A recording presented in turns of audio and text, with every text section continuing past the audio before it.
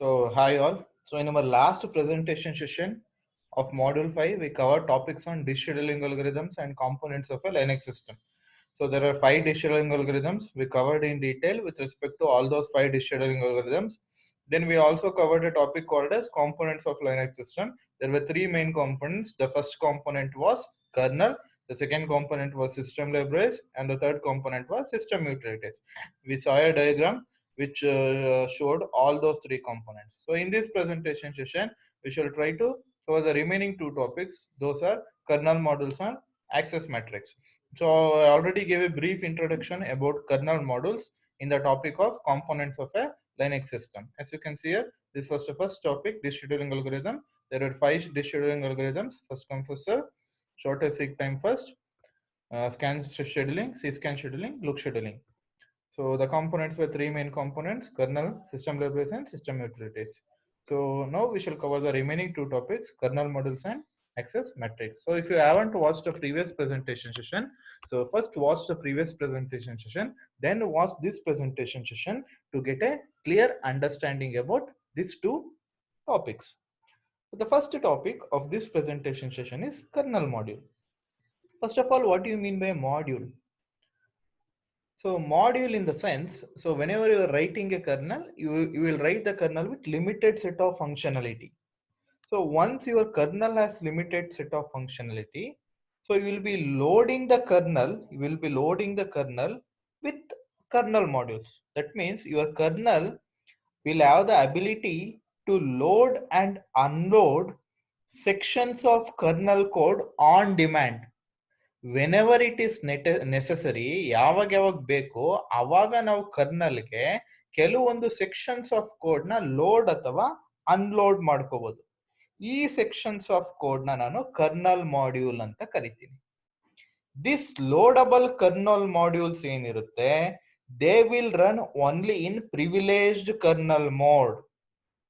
This kernel modules, you are loading the kernel module into kernel. So that's why those kernel modules can execute only in the privileged mode or kernel mode. So since they are executing in the kernel mode, they will be having full access or complete access to all the hardware resources. ಏನೆಲ್ಲ hardware resources ಇರುತ್ತೆ, ಎಲ್ಲ hardware resource ಗಳಿಗೂ complete access ಇರುತ್ತೆ ಈ particular modules ಗಳಿಗೆ ಅಥವಾ ಈ particular special section of ಕೋಡ್ಗೆ. ಸೊ ಟಿಪಿಕಲ್ ಆಗಿ ಹೇಳೋದಾದ್ರೆ, ನಿಮ್ದು ಪರ್ಟಿಕ್ಯುಲರ್ ಮಾಡ್ಯೂಲ್ ಏನ್ ಲೋಡ್ ಮಾಡ್ತಾ ಇರ್ತೀರಾ, ಆ ಮಾಡ್ಯೂಲ್ ನ ಯಾವ ಫಂಕ್ಷನಾಲಿಟಿ ಆ ಮಾಡ್ಯೂಲ್ ಕೊಡ್ಬೋದು ಅಂದ್ರೆ, it might implement A device driver. That means ನಾನು ಯಾವುದೋ ಒಂದು ಡಿವೈಸ್ ನ ಇನ್ಸ್ಟಾಲ್ ಮಾಡ್ಕೊಂಡಿದ್ದೀನಿ ಅಂದ್ರೆ ಆ ಡಿವೈಸ್ ಪ್ರಾಪರ್ ಆಗಿ ವರ್ಕ್ ಆಗ್ಬೇಕು. ಈಗ ಟಿವಿ ಟ್ಯೂನರ್ ಇನ್ಸ್ಟಾಲ್ ಮಾಡ್ಕೊಂಡಿದ್ದೀನಿ, ಆ ಟಿವಿ ಟ್ಯೂನರ್ ಪ್ರಾಪರ್ ಆಗಿ ವರ್ಕ್ ಆಗ್ಬೇಕು ಅಂದ್ರೆ ಟಿವಿ ಟ್ಯೂನರ್ ಡಿವೈಸ್ ಡ್ರೈವರ್ ಬೇಕು. ಸೊ ಅದನ್ನ ನಾನು ಕರ್ನಲ್ಗೆ ಲೋಡ್ ಮಾಡ್ಬೋದು, ಒಂದು ಮಾಡ್ಯೂಲ್ ಕ್ರಿಯೇಟ್ ಮಾಡಿ. ಸೊ ನಿಮ್ ಮಾಡ್ಯೂಲ್ ಒಳಗೆ ಒಂದು ಡಿವೈಸ್ ಡ್ರೈವರ್ ಇರ್ಬೋದು, ಒಂದು ಫೈಲ್ ಸಿಸ್ಟಮ್ ಇರ್ಬೋದು, ಇಲ್ಲ ಒಂದು ನೆಟ್ವರ್ಕಿಂಗ್ ಪ್ರೋಟೋಕಾಲ್ ಇರ್ಬೋದು. This are some of the examples which you can load into a module. ಒಂದು ಮಾಡ್ಯೂಲ್ ಒಳಗೆ ಇಷ್ಟು ಇನ್ಫಾರ್ಮೇಶನ್ ಗಳನ್ನ ನೀವು ಹಾಕೊಂಡಿರ್ಬೋದು. ಸೊ ಕರ್ನಲ್ ಮಾಡ್ಯೂಲ್ ಅಂದ್ರೇನು, as and when required your kernel can be loaded with a module that is called as kernel module. So this kernel module will execute only in the privileged mode or in the kernel mode. They will be having full or complete access to all the hardware resources. So idu first paragraph alli explain ಮಾಡಿದ್ದಾರೆ. ಜೊತೆಗೆ suppose ನೀವೇ ಏನಾರೋ kernel code ನ ಬರಿಬೇಕು ಅಂತ ಅನ್ಕೊಂಡಿದ್ದೀರಾ ಅಂತ ಅನ್ಕೊಳ್ಳಿ. You wanted to write some kernel code. ಈಗ ನಾನು ಕರ್ನಲ್ ಕೋಡ್ ನ ಬರಿಬೇಕಾದ್ರೆ ಎಕ್ಸಿಸ್ಟಿಂಗ್ ಕರ್ನಲ್ ಏನಿರುತ್ತೆ ಅದಕ್ಕೆ ನಾನು ಏನಾದ್ರು ಚೇಂಜಸ್ ಮಾಡಿ ಕರ್ನಲ್ ಕೋಡ್ ಬರೆದ್ರೆ, then I need to recompile that particular kernel program. Entire kernel program ಏನಿರುತ್ತೆ ಅದೆಲ್ಲಾನು ಕಂಪ್ಲೀಟ್ ಆಗಿ ರೀಕಂಪೈಲ್ ಮಾಡಬೇಕು. Because since I am making changes to the kernel code, there might be some error introduced, not necessarily every time, but error introduce ಆಗೋ chances ಇರುತ್ತೆ ನೀವು kernel code ನ change ಮಾಡಿದಾಗ. So ಆ ತರ ಎರರ್ ಏನಾರು ಬರೋದನ್ನ ತಡೆಯಕ್ಕೋಸ್ಕರ ನಾನು ಕರ್ನಲ್ ಕೋಡ್ ನ ಯಾವತ್ತು ರೀಕಂಪೈಲ್ ಮಾಡೋದು ತುಂಬಾನೇ, ಜೊತೆಗೆ ಕಾಸ್ಟ್ ತುಂಬಾನೇ, it is N expensive operation. So every time if you are making changes to your kernel code, and every time if you are recompiling your kernel code, then that is quite an expensive operation. So in order to avoid that particular expensive operation, what we will do andre, we will write the code which is needed in a module. So ನಮ್ಗೆ ಯಾವ code ಬೇಕು, ಯಾವ functionality ಬೇಕು, ಅದನ್ನ ಒಂದು module ಅಲ್ಲಿ ಬರೆದು ಆ ಮಾಡ್ಯೂಲ್ ನ ಕಂಪೈಲ್ ಮಾಡ್ಕೋತೀನಿ ಹೊರಗಡೆ. ಆ ಮಾಡ್ಯೂಲ್ ಕರೆಕ್ಟ್ ಆಗಿ ವರ್ಕ್ ಆಗ್ತಾ ಇದೆಯಾ, ಏನು ಪ್ರಾಬ್ಲಮ್ ಇಲ್ವಾ ಅಂತ ಹೊರಗಡೆ ಕಂಪೈಲ್ ಮಾಡ್ಕೋತೀನಿ. So once I am quite satisfied with the module, correct ಆಗಿ ವರ್ಕ್ ಆಗ್ತಾ ಇದೆ, ಮಾಡ್ಯೂಲ್ ಅಲ್ಲಿ ಏನು ಪ್ರಾಬ್ಲಮ್ಸ್ ಇಲ್ಲ ಅಂತ ನನಗೆ ಸ್ಯಾಟಿಸ್ಫ್ಯಾಕ್ಷನ್ ಬಂದ್ಮೇಲೆ, then I can directly load the module into the kernel. ಅವಾಗ ನನ್ನ ಮಾಡ್ಯೂಲ್ ನ ಡೈರೆಕ್ಟ್ ಆಗಿ ಲೋಡ್ ಮಾಡ್ಬೋದು without recompiling the kernel, because I already compile the module, there are no errors with the module. So ಈ ತರ ಮಾಡೋದ್ರಿಂದ you can reduce the expensiveness to quite an extent. ನಿಮ್ದು ಏನ್ ಎಕ್ಸ್ಪೆನ್ಸಿವ್ ಆಪರೇಷನ್ ಇತ್ತು recompile ಮಾಡ್ಬೇಕಾದ್ರೆ, ಆ expensive operation ನ quite an extent ವರ್ಗು ರಿಡ್ಯೂಸ್ ಮಾಡಬಹುದು ಅನ್ನೋದನ್ನ ಎಕ್ಸ್ಪ್ಲೈನ್ ಮಾಡ್ತಾನೆ. ಜೊತೆಗೆ ನಿಮ್ ಕರ್ನಲ್ ಮಾಡೆಲ್ ಏನಿದೆ, that allows your Linux system to be set up with minimal kernel. So ನಾನು ಜಾಸ್ತಿ ಏನು ಫೀಚರ್ಸ್ ಗಳನ್ನ ಇನಿಷಿಯಲಿ ಕರ್ನಲ್ ಒಳಗೆ ಹಾಕಲ್ಲ, ಸ್ಟ್ಯಾಂಡರ್ಡ್ ಮಿನಿಮಲ್ ಕರ್ನಲ್ ಮಾತ್ರ ಹಾಕೊಂಡಿರ್ತೇನೆ. ಅದ್ರೊಳಗೆ ಏನೂ ಎಕ್ಸ್ಟ್ರಾ ಡಿವೈಸ್ ಡ್ರೈವರ್ಸ್ ಇರಲ್ಲ, ಬರೀ ಒಂದು ಮಿನಿಮಲ್ ಸೆಟ್ ಆಫ್ ಫೀಚರ್ಸ್ ಗಳು ಮಾತ್ರ ಹಾಕೊಂಡಿರ್ತೀನಿ.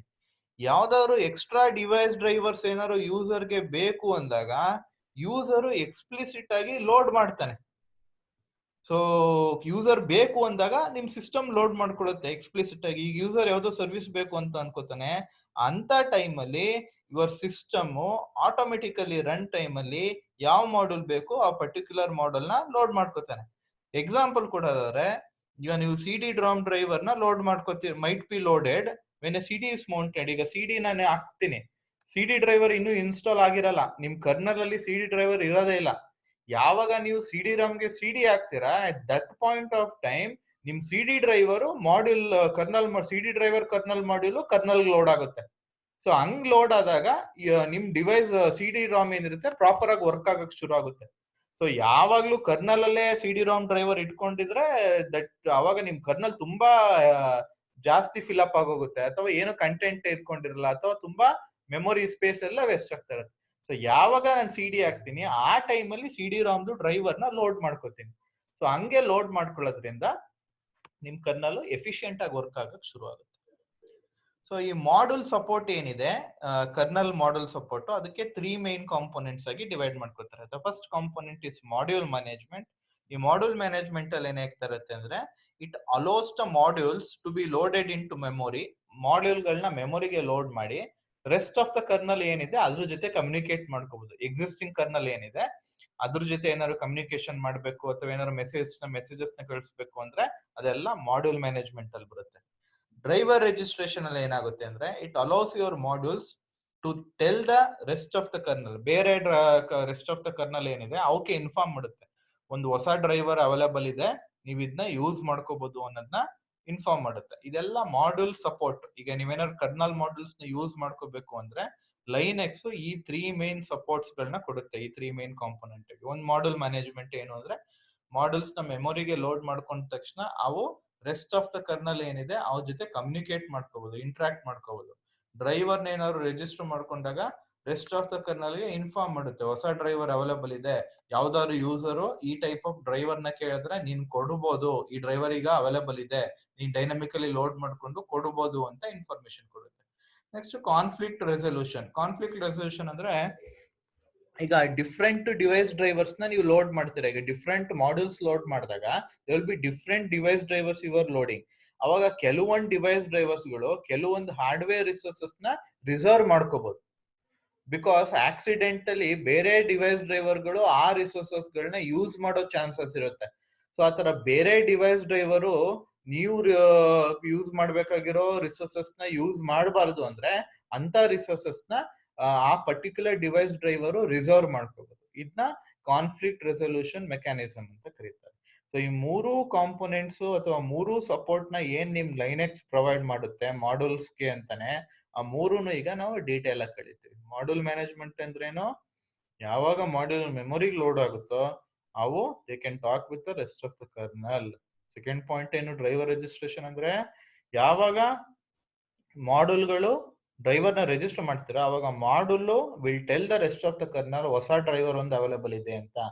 ಕಾನ್ಫ್ಲಿಕ್ಟ್ ರೆಸೊಲ್ಯೂಷನ್ ಅಂದ್ರೆ ಯಾವ್ದಾದ್ರು ಒಂದು ಪರ್ಟಿಕ್ಯುಲರ್ ಡಿವೈಸ್ ಡ್ರೈವರು ಯಾವ್ದಾದ್ರು ಒಂದು ಹಾರ್ಡ್ವೇರ್ ಡಿವೈಸ್ ನ ರಿಸರ್ವ್ ಮಾಡ್ಕೊಂಡ್ರೆ ಅವಾಗ ಬೇರೆ ಹಾರ್ಡ್ವೇರ್ ಡಿವೈಸ್ ಡ್ರೈವರ್ಗಳು ಆ ಹಾರ್ಡ್ವೇರ್ ರಿಸೋರ್ಸಸ್ ನ ಆಕ್ಸಿಡೆಂಟಲಿನೂ ಅಕ್ಸೆಸ್ ಮಾಡಕ್ಕೆ ಆಗೋದಿಲ್ಲ.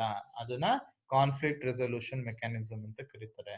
ಈಗ in detail each of this components ನ ಯಾವ ರೀತಿ ವರ್ಕ್ ಆಗುತ್ತೆ ಅನ್ನೋದನ್ನ ಅಬ್ಸರ್ವ್ ಮಾಡೋದ. ಸೊ ಮಾಡ್ಯೂಲ್ ಮ್ಯಾನೇಜ್ಮೆಂಟ್ ಅಲ್ಲಿ ಬಂದಾಗ ಈಗ ನಾನು ಯಾವ್ದಾದ್ರು ಒಂದು ಮಾಡ್ಯೂಲ್ ನ ಕರ್ನಲ್ಗೆ ಡೈನಾಮಿಕಲಿ ಲೋಡ್ ಮಾಡ್ತೀನಿ ಅಂತ ಅನ್ಕೊಳ್ಳಿ. ಸೊ ಒಂದು ಮಾಡ್ಯೂಲ್ ನ ಈಗ ಕರ್ನಲ್ಗೆ ಡೈನಾಮಿಕಲಿ ಲೋಡ್ ಮಾಡಿದ ತಕ್ಷಣ ಜಸ್ಟ್ ಬೈನರಿ ಕೋಡ್, ಈಗ ಕಂಪೈಲ್ ಮಾಡಿ ಲೋಡ್ ಮಾಡೋದು ಯೂಶುವಲ್ ಆಗಿ, ಸೊ ಬೈನರಿ ಕೋಡ್ ಆಗಿ ಕನ್ವರ್ಟ್ ಆಗಿರುತ್ತೆ. ಜಸ್ಟ್ ಮಾಡ್ಯೂಲ್ದು ಬೈನರಿ ಕೋಡ್ ನ ಲೋಡ್ ಮಾಡಿದ್ರೆ ನಿಮ್ದು ಕಂಪ್ಲೀಟ್ ಕೆಲಸ ಮುಗ್ದೋಯ್ತು ಅಂತ ಅಲ್ಲ. ಆಕ್ಚುಲ್ ಆಗಿ ಆ ಮಾಡ್ಯೂಲ್ ಏನಿದೆ ಆ ಮಾಡ್ಯೂಲ್ ಅಲ್ಲಿ ಕರ್ನಲ್ ಕೋಡ್ ಇರುತ್ತಲ್ಲ, ಎಕ್ಸಿಸ್ಟಿಂಗ್ ಕರ್ನಲ್ ಕೋಡ್ ಜೊತೆಗೆ ತುಂಬಾನೇ ರೆಫರೆನ್ಸಸ್ ಇಟ್ಕೊಂಡಿರುತ್ತೆ. ಕೆಲವೊಂದ್ ಕಡೆ ಸಿಂಬಲ್ಸ್ ಗಳು, ಕರ್ನಲ್ ಕೋಡ್ ಅಲ್ಲಿ ಏನೆಲ್ಲ ಸಿಂಬಲ್ಸ್ ಗಳಿರುತ್ತೆ ಆ ಸಿಂಬಲ್ಸ್ ಗಳೆಲ್ಲಾನು ರೆಫರೆನ್ಸ್ ಮಾಡ್ತಾ ಇರುತ್ತೆ. So you should make sure that ಎಲ್ಲೆಲ್ಲಿ ಆ ಬೈನರಿ ಕೋಡ್ ನೀವು ಲೋಡ್ ಮಾಡಿರೋ ಮಾಡಲು ಎಲ್ಲೆಲ್ಲಿ ರೆಫರ್ ಮಾಡ್ತಾ ಇದೆ ಆ ಸಿಂಬಲ್ಸ್ ಎಲ್ಲ, ಅದು ಪ್ರಾಪರ್ ಅಡ್ರೆಸ್ ಲೊಕೇಶನ್ ಅಲ್ಲಿ ಇದೆಯೋ ಇಲ್ವೋ ಅನ್ನೋದೆಲ್ಲಾನು ಮೇಕ್ ಶೋರ್ ಮಾಡಬೇಕು. ಬಿಕಾಸ್ ಆ ತರ ಪ್ರಾಪರ್ ಅಡ್ರೆಸ್ ಲೊಕೇಶನ್ ಅಲ್ಲಿ ಆ ಸಿಂಬಲ್ಸ್ ಇಲ್ಲ ಅಂದಾಗ ನಿಮ್ ಮಾಡ್ಯೂಲ್ಸ್ ಗಳು ಅಲ್ಲಿ ಆ ಸಿಂಬಲ್ಸ್ ಗಳನ್ನ ರೆಫರೆನ್ಸ್ ಮಾಡ್ತಾ ಇದ್ರೆ ಅವಾಗ ಅಲ್ಲಿ ಏನು ಕಂಟೆಂಟೇ ಇರೋದಿಲ್ಲ. So that's why you should make sure that whenever the module is referencing the symbols in your kernel code, you should make sure that those symbols are in current address location. Correct address location ಇರೋ ತರ make sure ಮಾಡಬೇಕು. ಅದನ್ನೇ ಹೇಳಿರೋದು. Loading A model requires more than just loading its binary contents into kernel memory. ಬರೀ binary contents ನ ತೆಗೆದು ನಾನೊಂದು module load ಮಾಡಿದೆ ಅನ್ನೋದಲ್ಲ. The system must also make sure that any references the module makes to kernel symbols, module ಏನಾದ್ರು kernel symbols ಯಾವ್ದಾದ್ರು references ಮಾಡ್ತಾ ಇದ್ರೆ those should be properly updated to the correct location in the kernel address space. Correct ಲೊಕೇಶನ್ಗೆ point ಮಾಡ್ತಾ ಇದೆಯಾ ಇಲ್ವಾ ಆ symbols ಅನ್ನೋದನ್ನ ಮೇಕ್ ಶೋರ್ ಮಾಡಬೇಕು. ಸೊ ಅದೇನಾದ್ರು ಪಾಯಿಂಟ್ ಮಾಡ್ತಾ ಇಲ್ಲ ಕರೆಕ್ಟ್ ಲೊಕೇಶನ್ಗೆ, ಆ ಲೊಕೇಶನ್ ಚೇಂಜ್ ಆಗಿದೆ ಆ ಸಿಂಬಲ್ಸ್ ಅಂದ್ರೆ ನೀವು ಮಾಡ್ಯೂಲ್ ಅಲ್ಲಿ ಆ ಲೊಕೇಶನ್ ನ ಚೇಂಜ್ ಮಾಡಬೇಕು ಕರೆಕ್ಟ್ ಆಗಿ ಪಾಯಿಂಟ್ ಮಾಡೋ ತರ. Linux deals with this reference updating. So Linux ಇದನ್ನ ಯಾವ ರೀತಿ ಮೇಕ್ ಶೋರ್ ಮಾಡುತ್ತೆ ಅಂದ್ರೆ ನಿಮ್ದು ಮಾಡ್ಯೂಲ್ ಲೋಡ್ ಏನಿದೆ ಅದನ್ನ ಎರಡು ಜಾಬ್ ಆಗಿ ಅಥವಾ ಎರಡು ಸ್ಟೆಪ್ ಆಗಿ ಸ್ಪ್ಲಿಟ್ ಮಾಡ್ಕೊಳ್ಳುತ್ತೆ. ಮೊದಲನೇ ಸ್ಟೆಪ್ ಏನು ಅಂದ್ರೆ ಫಸ್ಟ್ ಡೈರೆಕ್ಟ್ ಆಗಿ ಮಾಡ್ಯೂಲ್ ಕೋಡ್ ನ ಲೋಡ್ ಮಾಡೋದು ಒಂದು ಸ್ಟೆಪ್. ಸೆಕೆಂಡ್ ಸ್ಟೆಪ್ ಈ ಸಿಂಬಲ್ಸ್ ನ ಯಾವ ರೀತಿ ಕರೆಕ್ಟ್ ಆಗಿ ಮ್ಯಾಪ್ ಆಗೋ ತರ ಮಾಡ್ಬೋದು ಅನ್ನೋದು ಸೆಕೆಂಡ್ ಸ್ಟೆಪ್. ಸೊ ಈ ಎರಡು ಸ್ಟೆಪ್ ಆಗಿ ಲೈನೆಕ್ಸ್ ಅದನ್ನ ಡಿವೈಡ್ ಮಾಡ್ಕೊಳ್ಳುತ್ತೆ. ಆಕ್ಚುಲ್ ಆಗಿ ನಿಮ್ ಲೈನೆಕ್ಸ್ ಏನಿರುತ್ತೆ ಒಂದು ಇಂಟರ್ನಲ್ ಸಿಂಬಲ್ ಟೇಬಲ್ ಅಂತ ಮೇಂಟೈನ್ ಮಾಡ್ತಾ ಇರುತ್ತೆ ನಿಮ್ ಲೈನೆಕ್ಸ್ ಆಪರೇಟಿಂಗ್ ಸಿಸ್ಟಮ್. ಈ ಇಂಟರ್ನಲ್ ಸಿಂಬಲ್ ಟೇಬಲ್ ಅಲ್ಲಿ full set of symbol, kernel ಅಲ್ಲಿ ಯಾವಾಗಲೂ ಫುಲ್ ಸೆಟ್ ಆಫ್ ಸಿಂಬಲ್ ಗಳು ಇರೋದೇ ಇಲ್ಲ. ಸೊ ಈ ಫುಲ್ ಸೆಟ್ ಆಫ್ ಸಿಂಬಲ್ ನ ಎಕ್ಸ್ಪೋರ್ಟ್ ಮಾಡುತ್ತೆ ಬೇರೆ ಕಡೆ. The set of export is consist by which module can interact with the kernel. So ಈಗ ನಿಮ್ದು ಮಾಡ್ಯೂಲ್ ಏನಿದೆ ಆ ಮಾಡ್ಯೂಲ್ ಕರ್ನಲ್ ಜೊತೆ ಇಂಟರಾಕ್ಟ್ ಮಾಡಬೇಕು ಅಂದಾಗ ಈ ಫುಲ್ ಸೆಟ್ ಆಫ್ ಸಿಂಬಲ್ಸ್ ಏನಿದೆ, as you can see here, Linux maintains a internal symbol table in the kernel. This symbol table does not contain the full set of symbols defined in the kernel during the latest kernel na compile ಮಾಡಿದಾಗ ಎಲ್ಲಾ set of symbols available ಇರಲ್ಲ. Rather, a symbol must be exported explicitly by the kernel. So explicit ಆಗಿ ನಿಮ್ kernel ಆ symbol ನ export ಮಾಡಬೇಕು. Export ಮಾಡ್ದಾಗ ಮಾತ್ರ ನಿಮ್ ಮಾಡ್ಯೂಲ್ ಏನ್ ಲೋಡ್ ಮಾಡ್ತಾ ಇದ್ದೀರಾ ಆ ಮಾಡ್ಯೂಲ್ಗೆ ಆ ಸಿಂಬಲ್ ಅವೈಲಬಲ್ ಇರುತ್ತೆ. The set of exported symbol ಏನಿರುತ್ತೆ ಅದು ಒಂದು ಇಂಟರ್ಫೇಸ್ ನ ಡಿಫೈನ್ ಮಾಡುತ್ತೆ. ಆ ಇಂಟರ್ಫೇಸ್ ನ ಯೂಸ್ ಮಾಡ್ಕೊಂಡು ನಿಮ್ ಮಾಡ್ಯೂಲ್ ಕರ್ನಲ್ ಜೊತೆ ಇಂಟರಾಕ್ಟ್ ಮಾಡುತ್ತೆ. ಬಟ್ ಈ ಇಷ್ಟೊಂದು ಕಂಪೈಲ್ ಮಾಡಿದ ತಕ್ಷಣ ನಿಮ್ ಕರ್ನಲ್ ಈ ಸಿಂಬಲ್ಸ್ ನ ಕ್ರಿಯೇಟ್ ಮಾಡಲ್ಲ. ಇದೇ ಮ್ಯಾನ್ಯುಯಲ್ ಆಗಿ ಸೆಟ್ ಆಫ್ ಸಿಂಬಲ್ಸ್ ನ ಎಕ್ಸ್ಪೋರ್ಟ್ ಮಾಡಬೇಕು for the module to use those symbols. But usual ಆಗಿ ಎಕ್ಸ್ಪೋರ್ಟಿಂಗ್ ಸಿಂಬಲ್ಸ್ ಏನಿದೆ ಇದು ತುಂಬಾನೇ ಒಂಥರ ಎಕ್ಸ್ಪೆನ್ಸಿವ್ ಆಪರೇಷನ್. ಸೊ ಅದ್ರ ಬದಲು ನಿಮ್ ಮಾಡೆಲ್ ಏನಿರುತ್ತೆ, your model can import those symbols. A model writer just uses the standard linking of any external symbols referenced by the module. ಈಗ ಯಾವ್ದಾದ್ರು ಒಂದು ಮಾಡ್ಯೂಲ್ ಯಾವ್ದಾದ್ರು ಸಿಂಬಲ್ಸ್ ನ ರೆಫರೆನ್ಸ್ ಮಾಡ್ತಾ ಇದೆ, ಬಟ್ ಅದೇನಾದ್ರು ಡಿಕ್ಲೇರ್ ಆಗಿಲ್ಲ ಅಂತ ಅನ್ಕೊಳ್ಳಿ, ನಿಮ್ ಕರ್ನಲ್ ಅಲ್ಲಿ ಆ ಪರ್ಟಿಕ್ಯುಲರ್ ಸಿಂಬಲ್ ಡಿಕ್ಲೇರ್ ಆಗಿಲ್ಲ ಅಥವಾ ಅದನ್ನ ರಿಸಾಲ್ವ್ ಮಾಡಕ್ ಆಗ್ಲಿಲ್ಲ ಅಂತ ಅನ್ಕೊಳ್ಳಿ, ಅಂತ ಟೈಮ್ ಅಲ್ಲಿ ನಿಮ್ ಮಾಡ್ಯೂಲ್ ನೇ ರಿಜೆಕ್ಟ್ ಮಾಡ್ಬಿಡುತ್ತೆ. ಅದನ್ನೇ ಹೇಳಿರೋದು, Any external symbol referenced by the module but not declared by it are simply marked as unresolved in the final module library produced by the compiler. ಅಕಸ್ಮಾತ್ ಆ ಸಿಂಬಲ್ ಏನಾದ್ರು ಸಿಗ್ಲಿಲ್ಲ, ಆ ಸಿಂಬಲ್ದು ರೆಸೊಲ್ಯೂಷನ್ ಆಗ್ಲಿಲ್ಲ ಅಂತ ಅಂದಾಗ ಅದನ್ನ ಫೈನಲ್ ಮಾಡ್ಯೂಲ್ ಲೈಬ್ರರಿ ಅನ್ರಿಸಾಲ್ವ್ಡ್ ಅಂತ ಮಾಡ್ಕೋತಾರೆ. Once a module is to be loaded into the kernel.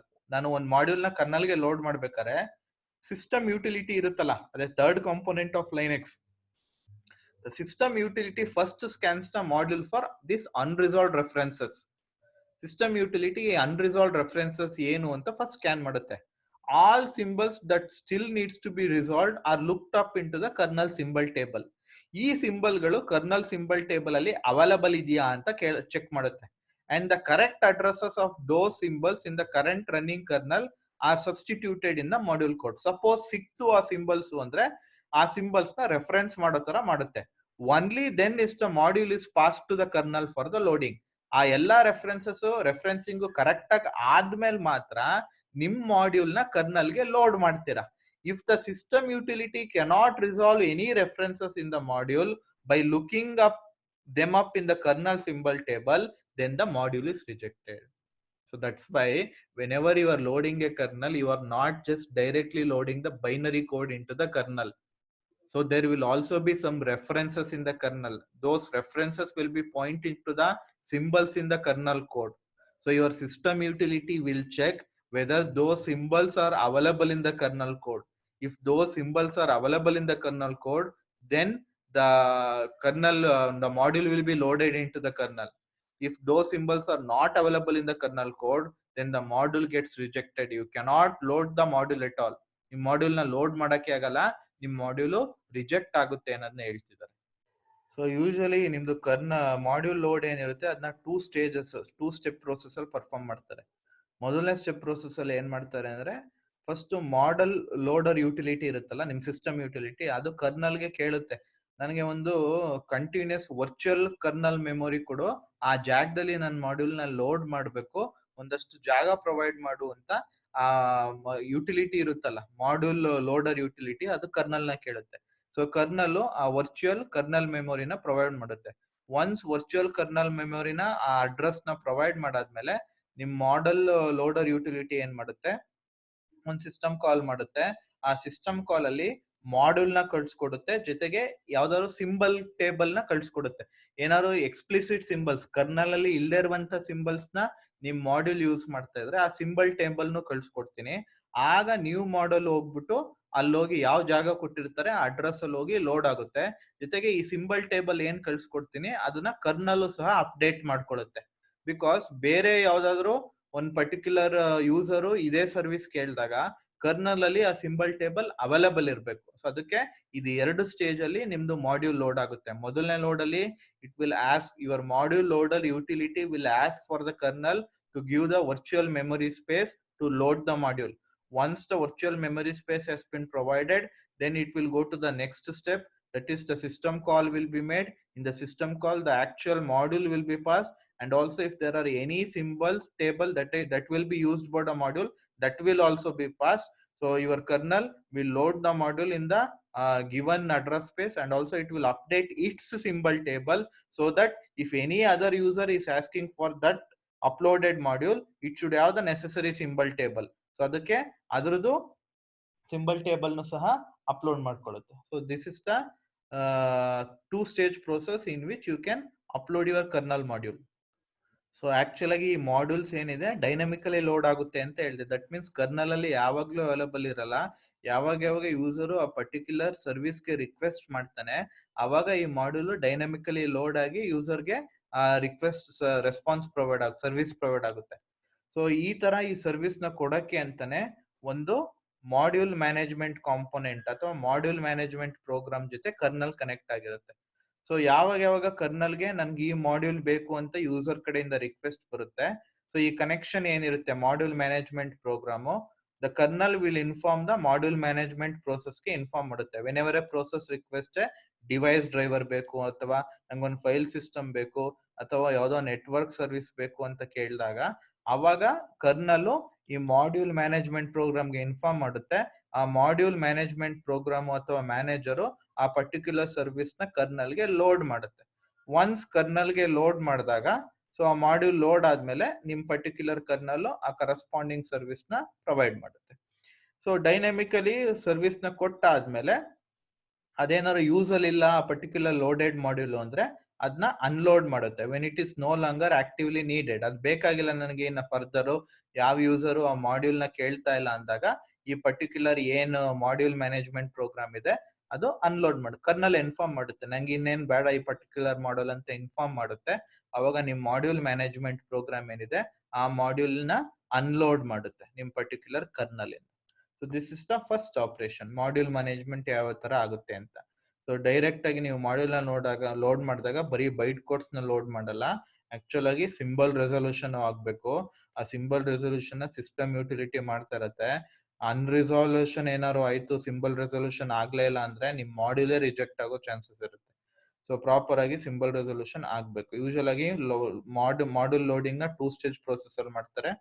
ಮೊದಲನೇ ಸ್ಟೇಜ್ ಅಲ್ಲಿ ಫಸ್ಟ್ ಅಡ್ರೆಸ್ ಕೇಳುತ್ತೆ, ಯಾವ ವರ್ಚುವಲ್ ಮೆಮೊರಿ ಸ್ಪೇಸ್ ಬೇಕು ನಾನು ಮಾಡ್ಯೂಲ್ ನ ಲೋಡ್ ಮಾಡಕ್ಕೆ ಅಂತ.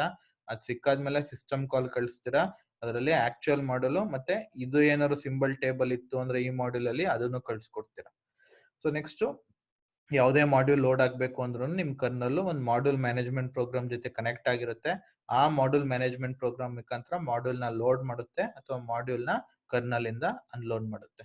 So this is the first support or the first component provided by Linux for module loading and unloading. So second support ಬಂದು driver registration. Now we shall look into the details of driver registration. So once module load ಆದ್ಮೇಲೆ, so it remains no more than isolated region of memory, ಒಂದು just region of memory ತರ act ಮಾಡ್ತಾರಲ್ಲ. So ಈ module ನ load ಮಾಡಾದ್ಮೇಲೆ rest of the kernel ಗೆ ಗೊತ್ತಾಗುತ್ತೆ what new functionality it provides. So ಈ ಮಾಡ್ಯೂಲ್ ಲೋಡ್ ಆದ ತಕ್ಷಣ ರೆಸ್ಟ್ ಆಫ್ ದ ಕರ್ನಲ್ ಗೆ you should inform that what this particular module functionality is ಅನ್ನೋದನ್ನ ಇನ್ಫಾರ್ಮ್ ಮಾಡಬೇಕು. ಸೊ ಯೂಶುವಲ್ ಆಗಿ ನಿಮ್ ಕರ್ನಲ್ ಏನ್ ಮಾಡುತ್ತೆ, ಒಂದು ಡೈನಾಮಿಕ್ ಟೇಬಲ್ ನ ಮೇಂಟೈನ್ ಮಾಡ್ತಾ ಇರುತ್ತೆ. ಡೈನಾಮಿಕ್ ಟೇಬಲ್ ಅಂದ್ರೆ it keeps on changing as you load the model and as you unload the model, your dynamic table keeps on changing.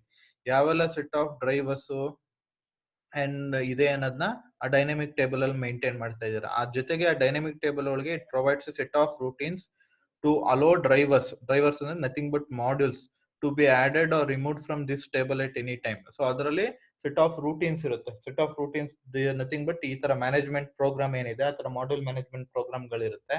ಆ ಮಾಡ್ಯೂಲ್ ಮ್ಯಾನೇಜ್ಮೆಂಟ್ ಪ್ರೋಗ್ರಾಮ್ ಅಥವಾ ಸೆಟ್ ಆಫ್ ರೂಟೀನ್ಸ್ ನ use ಮಾಡ್ಕೊಂಡು ನೀವು ಆ ಮಾಡ್ಯೂಲ್ಗಳನ್ನ ಅಥವಾ ಡ್ರೈವರ್ಸ್ ಗಳನ್ನ dynamic ಆಗಿ ಆಡ್ ಅಥವಾ ರಿಮೂವ್ ಮಾಡಬಹುದು ಆ ಟೇಬಲ್ಗೆ. The kernel make sures that it calls the module startup routine when that module is loaded. So module load ಆದ ತಕ್ಷಣ ಮಾಡ್ಯೂಲ್ದು ಸ್ಟಾರ್ಟ್ಅಪ್ ರೂಟೀನ್ ಕಾಲ್ ಆಗುತ್ತೆ. ದಟ್ ಮೀನ್ಸ್ ಆ ಮಾಡ್ಯೂಲ್ದು ಎಕ್ಸಿಕ್ಯೂಷನ್ ಸ್ಟಾರ್ಟ್ ಆಗುತ್ತೆ. ಸೊ ಅದೇ ರೀತಿ ಆ ಮಾಡ್ಯೂಲ್ ನ ಅನ್ಲೋಡ್ ಮಾಡ್ಬೇಕಾದ್ರೂ ಸಹ ಅದರದ್ದು ಕ್ಲೀನ್ ಅಪ್ ರೂಟೀನ್ ಕರೆಯುತ್ತೆ. ದಟ್ ಮೀನ್ಸ್ ಏನಾದ್ರು ರಿಸೋರ್ಸಸ್ ಗಳನ್ನ ಅದು ಹೋಲ್ಡ್ ಮಾಡ್ತಾ ಇದ್ರೆ ಆ ಪರ್ಟಿಕ್ಯುಲರ್ ಮಾಡ್ಯೂಲ್ ಆ ರಿಸೋರ್ಸಸ್ ಗಳೆಲ್ಲಾನು ರಿಲೀಸ್ ಮಾಡುವಂತ ಕ್ಲೀನ್ ಅಪ್ ರೂಟೀನ್ ನ ಕಾಲ್ ಮಾಡುತ್ತೆ. ಇದೆಲ್ಲ ನಿಮ್ ಕರ್ನಲ್ ಹೇಳುತ್ತೆ ಯಾರಿಗೆ, ಮಾಡ್ಯೂಲ್ಗೆ. ಸೊ ಲೋಡ್ ಮಾಡೋ ಟೈಮಲ್ಲಿ ಈಗ ಲೋಡ್ ಆಗಿದೆ, ನೀವು ಎಕ್ಸಿಕ್ಯೂಟ್ ಆಗ್ಬೇಕು, ನಿಂದು ಸ್ಟಾರ್ಟ್ಅಪ್ ರೂಟೀನ್ ಕಾಲ್ ಮಾಡಿದೀನಿ, ನೀನು ಎಕ್ಸಿಕ್ಯೂಷನ್ ಸ್ಟಾರ್ಟ್ ಮಾಡು ಅನ್ನುತ್ತೆ. ಅದೇ ರೀತಿ ಅನ್ಲೋಡ್ ಮಾಡಾದ್ಮೇಲೆ ಅನ್ಲೋಡ್ ಮಾಡಿದೀನಿ, ನೀನೇನೋ ರಿಸೋರ್ಸಸ್ ಗಳನ್ನ ರೆಫರ್ ಮಾಡ್ತಾ ಇದ್ರೆ ಆ ರಿಸೋರ್ಸಸ್ ಗಳೆಲ್ಲಾನು ರಿಲೀಸ್ ಮಾಡು ಅನ್ನೋ ಇನ್ಫಾರ್ಮೇಶನ್ ಕೊಡುತ್ತೆ. ಸೊ ನಿಮ್ ಪರ್ಟಿಕ್ಯುಲರ್ ಮಾಡ್ಯೂಲ್ ಏನಿದೆ it may register many types of drivers. So single module ಅಲ್ಲಿ it may contain many types of drivers. So ಒಂದಕ್ಕಿಂತ ಜಾಸ್ತಿ ಡ್ರೈವರ್ ನ ರಿಜಿಸ್ಟರ್ ಮಾಡ್ಕೊಂಡಿರ್ಬೋದು ನಿಮ್ ಪರ್ಟಿಕ್ಯುಲರ್ ಮಾಡಲ್. ಯೂಶುವಲ್ ಆಗಿ ರಿಜಿಸ್ಟ್ರೇಷನ್ ಟೇಬಲ್ ಏನಿರುತ್ತೆ ಆ ರಿಜಿಸ್ಟ್ರೇಷನ್ ಟೇಬಲ್ ಒಳಗೆ ಫಾಲೋಯಿಂಗ್ ಐಟಮ್ಸ್ ಗಳಿರುತ್ತೆ. ಯಾವ್ದ್ಯಾವ್ದು ಅಂತ ನೋಡೋದು. ಸೊ ನಿಮ್ ರಿಜಿಸ್ಟ್ರೇಷನ್ ಟೇಬಲ್ ಅಂದ್ರೆ ನಿಮ್ ಮಾಡ್ಯೂಲ್ ಏನೆಲ್ಲ ಇಂಪ್ಲಿಮೆಂಟ್ ಮಾಡ್ಬೋದು, ನಿಮ್ ಮಾಡ್ಯೂಲ್ ಯಾವ ಟೈಪ್ ಆಫ್ ಮಾಡ್ಯೂಲ್ ಅಥವಾ ಯಾವ ಫಂಕ್ಷನಾಲಿಟಿನ ಪ್ರೊವೈಡ್ ಮಾಡ್ತಾ ಇದೆ ಅನ್ನೋದು ನಿಮ್ ರಿಜಿಸ್ಟ್ರೇಷನ್ ಟೇಬಲ್ ಇನ್ಫಾರ್ಮ್ ಮಾಡುತ್ತೆ. ಸೊ ರಿಜಿಸ್ಟ್ರೇಷನ್ ಟೇಬಲ್ ಅಲ್ಲಿ ಇಷ್ಟು ಟೈಪ್ ಆಫ್ ಇನ್ಫಾರ್ಮೇಶನ್ ಇರುತ್ತೆ. ಸಪೋಸ್ ಏನಾದ್ರು ನಿಮ್ ಮಾಡ್ಯೂಲ್ ಒಂದು ಡಿವೈಸ್ ಡ್ರೈವರ್ ಆಗಿದ್ರೆ, ಒಂದು ಡಿವೈಸ್ ಗೆ ಸಪೋರ್ಟ್ ನ ಪ್ರೊವೈಡ್ ಮಾಡ್ತಾ ಇದ್ರೆ, ಅವಾಗ ನಿಮ್ ರಿಜಿಸ್ಟ್ರೇಷನ್ ಟೇಬಲ್ ಮಾಡ್ಯೂಲ್ದು ರಿಜಿಸ್ಟ್ರೇಷನ್ ಟೇಬಲ್ ಅಲ್ಲಿ ಡಿವೈಸ್ ಡ್ರೈವರ್ಸ್ ಅಂತ ಹಾಕೊಂಡಿರ್ತೀರ.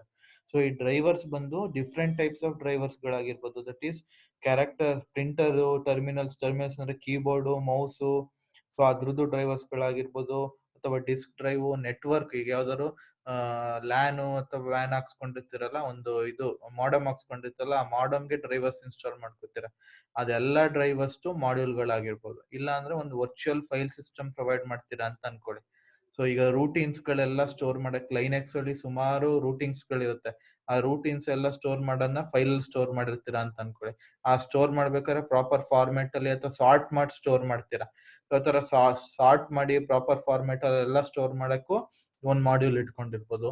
ಅಥವಾ ನೆಟ್ವರ್ಕ್ ಪ್ರೋಟೋಕಾಲ್, ಫಾರ್ ಎಕ್ಸಾಂಪಲ್ ಏನಾದ್ರು ಪ್ರೊಟೆಕ್ಷನ್ ಕೊಡ್ಬೇಕು, ಯಾವ್ದಾದ್ರು ಒಂದು ಪರ್ಟಿಕ್ಯುಲರ್ ಯೂಸರ್ ಏನೋ ನನಗೆ ಈ ಏನೋ ಟ್ರಾನ್ಸಾಕ್ಷನ್ ಮಾಡ್ತಾ ಇದೀನಿ, ಈ ಟ್ರಾನ್ಸಾಕ್ಷನ್ಗೆ ನನಗೆ ಪ್ರೊಟೆಕ್ಷನ್ ಬೇಕು, ಸೆಕ್ಯೂರಿಟಿ ಬೇಕು ಅಂದಾಗ ಅವಾಗ you can download a module which as a network protocol under its registration table. ಅದ್ರ ರಿಜಿಸ್ಟ್ರೇಷನ್ ಟೇಬಲ್ ಒಳಗೆ ನೆಟ್ವರ್ಕ್ ಪ್ರೋಟೋಕಾಲ್ ಅಂತ ಇದ್ರೆ ಆ ಮಾಡ್ಯೂಲ್ ನ ನಾನು ಲೋಡ್ ಮಾಡ್ಕೋಬಹುದು. ಸೊ ಬೈನರಿ ಫಾರ್ಮ್ಯಾಟ್ಸ್, ಸೊ ಯಾವ type of this format specifies a way of recognising and loading a new type of executable file. For example, .exe ಅನ್ನೋದು one type of executable file. So suppose ಏನಾದ್ರು user ಹೊಸ type of executable file ನ load ಮಾಡ್ತಾ ಇದ್ದಾನೆ ಅಂದಾಗ ಅವಾಗ ಈ particular module ನ ಯೂಸ್ ಮಾಡ್ಕೋಬಹುದು. So this are the different types of module. So driver registration ಅಲ್ಲಿ ನೀವು ಏನೇನ್ ತಿಳ್ಕೊತೀರಾ ಅಂದ್ರೆ, first of all module load ಆದ ತಕ್ಷಣ ಆ ಮಾಡ್ಯೂಲ್ ಏನ್ ಫಂಕ್ಷನಾಲಿಟಿ ಪ್ರೊವೈಡ್ ಮಾಡ್ತಾ ಇದೆ ಅಂತ ಬೇರೆ ಟೇಬಲ್ಗೆ ಇನ್ಫಾರ್ಮ್ ಮಾಡಬೇಕು. ಬೇರೆ ಕರ್ನಲ್ಗೆ ಎಲ್ಲರೂ ಇನ್ಫಾರ್ಮ್ ಮಾಡಬೇಕು ಯಾವ ಟೈಪ್ ಆಫ್ ಫಂಕ್ಷನಾಲಿಟಿ ಕೊಡ್ತಾ ಇದೆ ಅಂತ. ಜೊತೆಗೆ ನಿಮ್ ಕರ್ನಲ್ ಆ ಡೈನಾಮಿಕ್ ಟೇಬಲ್ ನ ಅಪ್ಡೇಟ್ ಮಾಡ್ಕೊಳ್ಳುತ್ತೆ. ಸೊ ಯಾವ್ಯಾವ ಮಾಡ್ಯೂಲ್ ಬಂತು, ರಿಜಿಸ್ಟರ್ ಮಾಡ್ಕೊತು, ಅಪ್ಲೋಡ್ ಆಗಿದೆ ಅಂತ. ಸೊ ಒನ್ಸ್ ಮಾಡ್ಯೂಲ್ ಲೋಡ್ ಆದ್ಮೇಲೆ ನಿಮ್ ಕರ್ನಲ್ ಏನಿರುತ್ತೆ ಆ ಮಾಡ್ಯೂಲ್ದು ಸ್ಟಾರ್ಟ್ಅಪ್ ರೂಟೀನ್ ನ ಕಾಲ್ ಮಾಡುತ್ತೆ. ಸೊ ಅವಾಗ ಮಾಡ್ಯೂಲ್ ಎಕ್ಸಿಕ್ಯೂಷನ್ ಸ್ಟಾರ್ಟ್ ಆಗುತ್ತೆ. ಒನ್ಸ್ ಮಾಡ್ಯೂಲ್ ಅನ್ಲೋಡ್ ಆದ್ಮೇಲೆ ಆ ಕರ್ನಲ್ ನಿಮ್ ಮಾಡ್ಯೂಲ್ದು ಕ್ಲೀನ್ ಅಪ್ ರೂಟೀನ್ ನ ಕಾಲ್ ಮಾಡುತ್ತೆ. ಬಿಕಾಸ್ ಆ ಮಾಡ್ಯೂಲ್ ಏನೋ ರಿಸೋರ್ಸಸ್ ಗಳನ್ನ ಆಕ್ಸೆಸ್ ಮಾಡ್ತಾ ಇದ್ರೆ ಆ ರಿಸೋರ್ಸಸ್ ಗಳನ್ನ ರಿಲೀಸ್ ಮಾಡುವಂತ ನಿಮ್ ಮಾಡ್ಯೂಲ್ ಇನ್ಫಾರ್ಮ್ ಮಾಡುತ್ತೆ. ಜೊತೆಗೆ ಪ್ರತಿ ಒಂದು ಮಾಡ್ಯೂಲ್ ಒಂದು ರಿಜಿಸ್ಟ್ರೇಷನ್ ಟೇಬಲ್ ಅಂತ ಮೇಂಟೈನ್ ಮಾಡ್ತಾ ಇರ್ತವೆ. ಅದು ಯಾವ ಟೈಪ್ ಆಫ್ ಸರ್ವಿಸ್ ನ ಪ್ರೊವೈಡ್ ಮಾಡ್ತಾ ಐತೆ ಅನ್ನೋದನ್ನ ಆ ರಿಜಿಸ್ಟ್ರೇಷನ್ ಟೇಬಲ್ ಅಲ್ಲಿ ಸ್ಟೋರ್ ಮಾಡಿ ಇಟ್ಕೊಂಡಿರ್ತೀರಾ. ಸೊ ಇದು second type of support provided by Linux. Module management first ಆಯ್ತು. Now we cover driver registration, and the last support provided by Linux is conflict resolution. Now we shall look into the details of conflict resolution. So usual ಆಗಿ ಒಂದು particular software ಅಥವಾ operating system ಏನಾದ್ರು develop ಮಾಡಾದ್ಮೇಲೆ ಆ particular software operating system same hardware configuration ಅಲ್ಲಿ run ಆಗುತ್ತೆ ಅಂತ chances ಇರಲ್ಲ. It will run in different hardware configuration. ಅಲ್ಲಿ ಡಿಫ್ರೆಂಟ್ ಡಿವೈಸ್ ಡ್ರೈವರ್ಸ್ ಇರ್ಬೋದು, ಬೇರೆ ಬೇರೆ ಏನೇನೋ ಹಾರ್ಡ್ವೇರ್ ಕಾಂಪೋನೆಂಟ್ಸ್ ಗಳಿರ್ಬೋದು. ಸೊ ಅದಕ್ಕೆ you should make sure that you develop a OS or an operating system which is suitable for different hardware configurations. ಅದನ್ನ ಇಲ್ಲಿ explain ಮಾಡ್ತಾನೆ.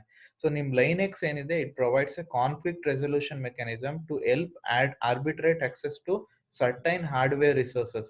ಸೊ ಹಾರ್ಡ್ವೇರ್ ರಿಸೋರ್ಸಸ್ ರಿಲೇಟೆಡ್ ನಿಮ್ ಪರ್ಟಿಕ್ಯುಲರ್ ಮಾಡ್ಯೂಲ್ ಇದೆಯಲ್ಲ, ನಿಮ್ ಮಾಡ್ಯೂಲ್ ಹಾರ್ಡ್ವೇರ್ ರಿಸೋರ್ಸ್ ನ access ಮಾಡ್ಬೇಕಾದ್ರೆ ಕೆಲವೊಂದ್ಸಲ conflicts ಆಗೋ ಚಾನ್ಸಸ್ ಇರುತ್ತೆ.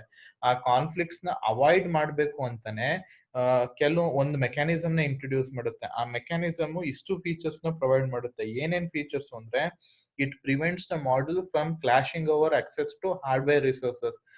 2-3 ಮಾಡಲು ಒಂದೇ ಹಾರ್ಡ್ವೇರ್ ರಿಸೋರ್ಸ್ಗೆ ಆಕ್ಸೆಸ್ ಮಾಡ್ಬೇಕಾದ್ರೆ ಅದನ್ನೆಲ್ಲ ಪ್ರಿವೆನ್ಷನ್ ಮಾಡುತ್ತೆ. ಜೊತೆಗೆ ಆಟೋ ಪ್ರೋಬ್ ಅಂದ್ರೆ, ಈಗ ನಾನು ಯೂಶುವಲ್ ಆಗಿ ಒಂದು ಪೆನ್ ಡ್ರೈವ್ ಎಲ್ಲ ಇನ್ಸ್ಟಾಲ್ ಮಾಡಿದಾಗ ಆಟೋ ಡಿಟೆಕ್ಟಿಂಗ್ ಡಿವೈಸಸ್ ಅಥವಾ ಆಟೋ ಡಿಟೆಕ್ಟಿಂಗ್ ಡಿವೈಸಸ್ ಅಂತ ಬರುತ್ತೆ. ಅದೇ ಡಿವೈಸ್ ನ ಡಿಟೆಕ್ಟ್ ಮಾಡ್ತಾ ಇರುತ್ತೆ. ಏನಕ್ಕೆ ಅಂದ್ರೆ, ಸೊ ಆ ಡಿವೈಸ್ಗೆ ಒಂದು ಡಿವೈಸ್ ಡ್ರೈವರ್ ಬೇಕು ರನ್ ಆಗ್ಬೇಕು ಅಂದ್ರೆ. ಆ ಡಿವೈಸ್ ಡ್ರೈವರು ಯಾವ್ದಾದ್ರು ಬೇರೆ ಡಿವೈಸ್ ನ ಸರ್ವ್ ಮಾಡ್ತಾ ಇದೆಯಾ ಎಕ್ಸಿಸ್ಟಿಂಗ್ ಅಂತ ಸರ್ಚ್ ಮಾಡುತ್ತೆ.